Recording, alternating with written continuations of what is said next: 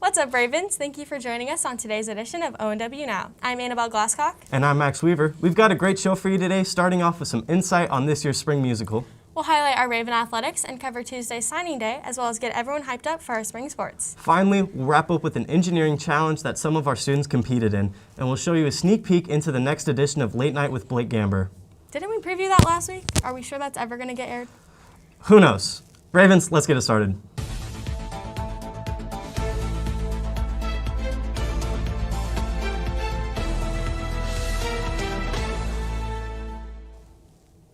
This year, our theater department has been hard at work preparing for their spring musical. Let's take it to Kinsey Likes for the story.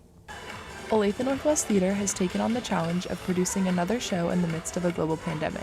They will be performing Disney's Descendants this weekend. It's about all the children of villains and like princes and princesses in Disney that you've seen in the movies, and they kind of just go to the same school and learn how to work together. By taking on the roles of new characters, these performers are given the opportunity to grow as actors. I'm Ben. I'm the son of Beauty and the Beast. He kind of goes beast mode. He gets a little upset at times, just the beast in him, I guess. He kind of breaks out of his shell a lot, and that's something I've wanted to do forever. So it's kind of been me just saying, okay, I'm just going to do this, I'm just going to own it, and we're just going to go for it. I play Mal, which is Maleficent's daughter. She's very sarcastic and rude, which is just fun to play because I'd like to think that I'm not a rude person, so it's just fun to play someone that's different from myself. The theater program has been working hard to prepare for their final performances. We auditioned whenever we came back to in-person school, and then we started rehearsing in February. We've been rehearsing every day after school since. We had like vocal rehearsals and learned all of the songs, and then brought it on the stage, learned like where we go for each scene, and then we have 2 weeks where we just like run the show a bunch of times to get used to it. Producing a musical in a pandemic has called for some slight changes in the way the show is being produced. There were a lot fewer kids that auditioned just because they weren't comfortable, so that's kind of been hard to adjust to because we're so used to such a large cast. We have to wear masks, which has been something hard to adjust to. It's kind of hard because you have to do quick changes and stuff with masks on, and the mics are in your mask, and it's a little different in that sense, but for the most part it's the same thing that we've been doing. These safety precautions aren't the only things that will be different about this year's musical. For the last 3 years, we've done pretty classical musicals, so like older music and just older musicals in general. And this one's super contemporary.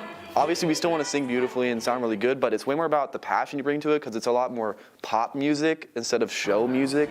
Although some changes have been made, there are still many ways you can watch. Come see Descendants. The show is on the 11th, 12th, and 13th at 7 p.m. You can go to onwtheater.com and you can buy tickets to watch the live stream, or you can get tickets to come into the auditorium for the live show, but we can only have about 1/4 of the capacity in the auditorium. You won't want to miss this fun and upbeat show.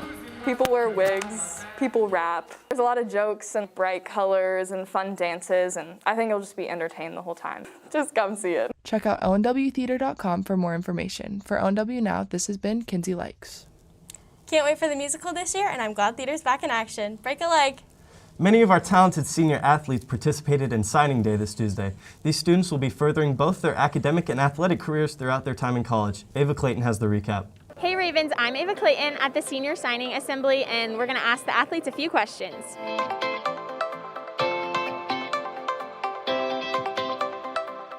Some of my favorite memories would have to be just meeting the team and forming some great friendships and friendships with teachers as well. I'd say the best lesson I've learned is just to grind it out. Just work as hard as you can to get your goal and where you want to be.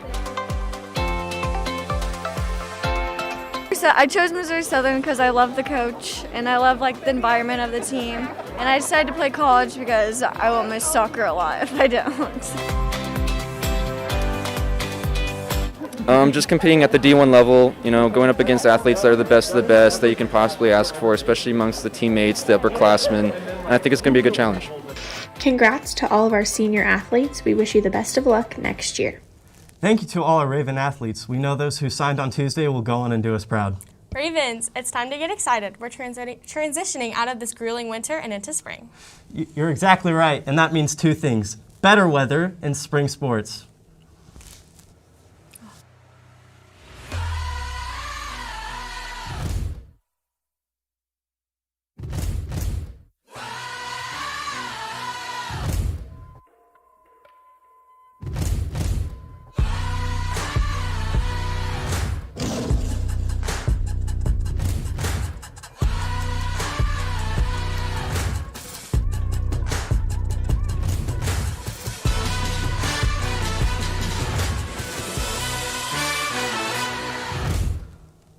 Well, that just got me fired up. I bet I could go run some tennis with the boys.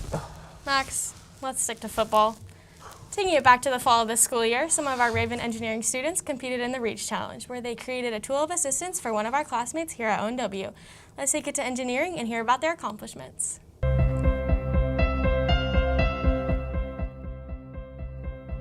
This is Carly, a 17-year-old high school junior. Carly was born with Phelan-McDermid syndrome, a genetic disorder which has left her unable to speak and has reduced her muscle tone, intellectual functions, and nerve input. Because of Carly's disability, she has a lot of help with daily things just like eating. Carly requires highly textured surfaces to feel sensation in her hands, as well as objects large enough to not slip from her grasp when she is holding them.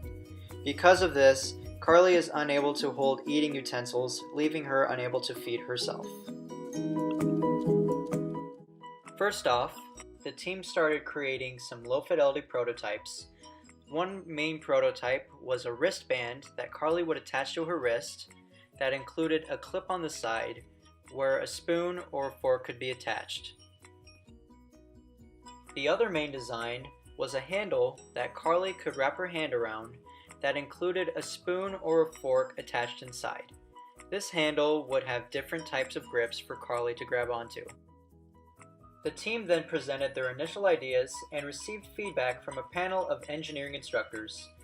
Two main points that were brought up were the gripability of the handle as well as the ergonomic shape of the handle. After considering the feedback as well as watching Carly drink from her sippy cup, we were inspired to go with our second design. This design consisted of a spoon that was slid through the top of an ergonomic, roughly cylindrical handle with slots and grips customized for Carly's fingers. The surface of this design was made to imitate the surface of Carly's sippy cup, so that she would be familiar with the texture of the handle. The prototype was 3D printed out of black PETG filament in order to ensure a food-safe device. The utensil slot was later expanded to accommodate a larger variety of utensils, now supporting any store-bought utensil instead of just the custom-designed one. And thus, I Eat was born.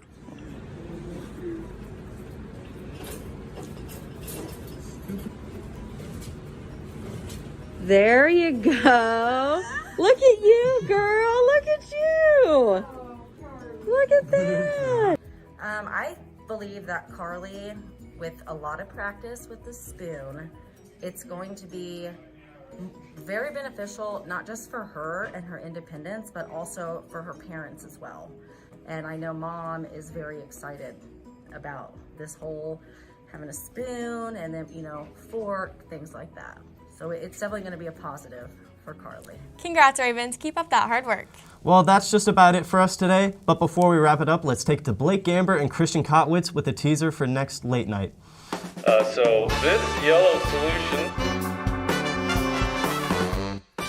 is that. Looks like Gatorade. Don't drink it. Don't?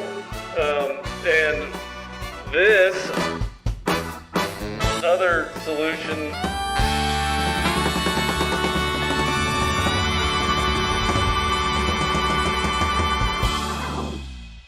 So, did that break any, God, my eardrum's ringing. Well, that looked dangerous. I definitely understand why this one is taking a while to air. Quality over quantity, right? That's it for today's edition of ONW Now. Just one last announcement before you go. Juniors and sophomores, RFC applications can be picked up in room 1319 from Miss Paul now through March 24th. Applications are due March 30th. Act now to get involved in this fun, year-long group at ONW. And make sure to check us out on social media at The Raven Daily and head over to our website, theravendaily.com. Today we have a special outro from our orchestra here at Northwest. Make sure to stick around and enjoy the beautiful music. For ONW Now, this has been Annabelle Glasscock. And Max Weaver. Have a good one, Ravens.